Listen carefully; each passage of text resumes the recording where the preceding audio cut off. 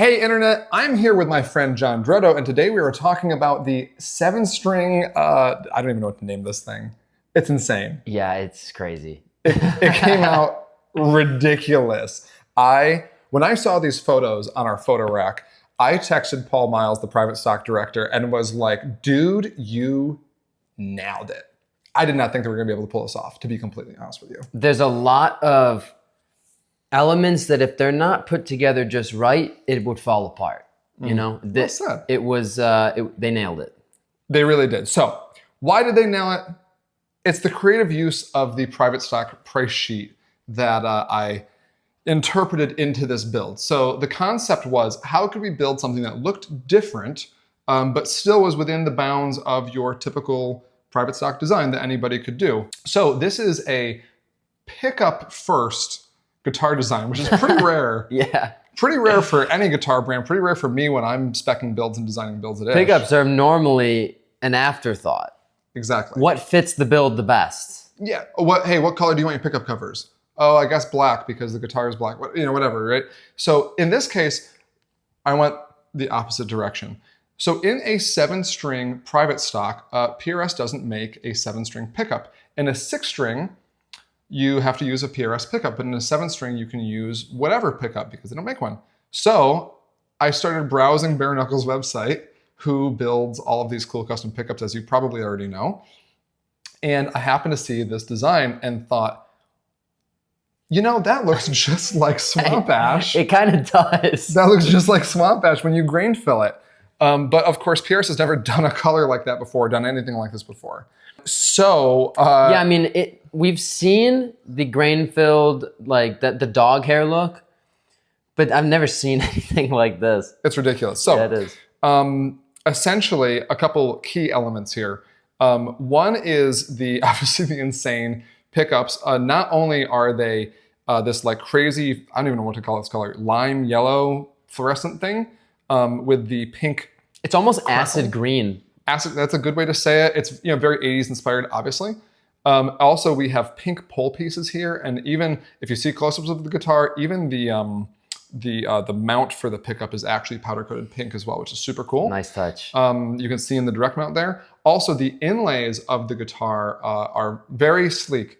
Outline only, old school birds in pink coral, including pink side dots, which is a really nice touch when you actually see this in person and sit with it. Super nice. Cool. That's like a little bit of guitar eye candy, like for you, just for you. It's all about the details. Yeah. It's about the details. So that leads us first, inlay to match. But in order to get this guitar to have the right look, it only worked because PRS had an ash neck that we could work with and a nice ash top. So it's ash top on an ash body with an ash neck. I'm a fan. I love ash. I love ash too. A good chunk of ash.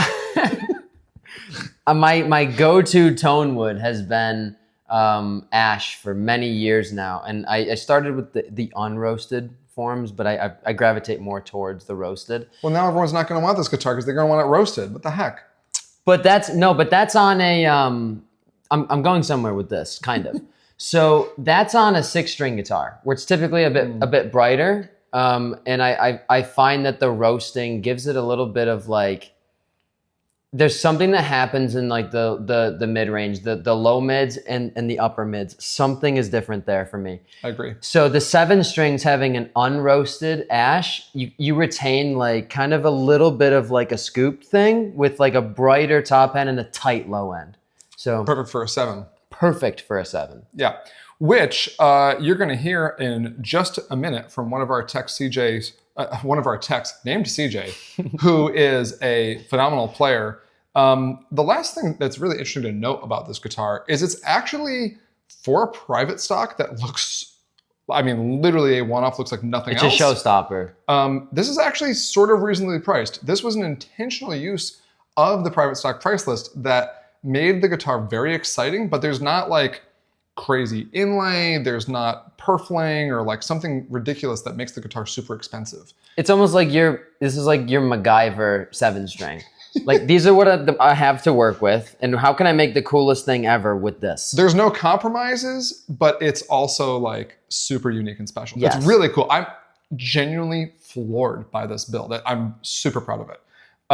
So we're gonna hand it to CJ. He's gonna shred this a little bit, and you can tell us how it sounds.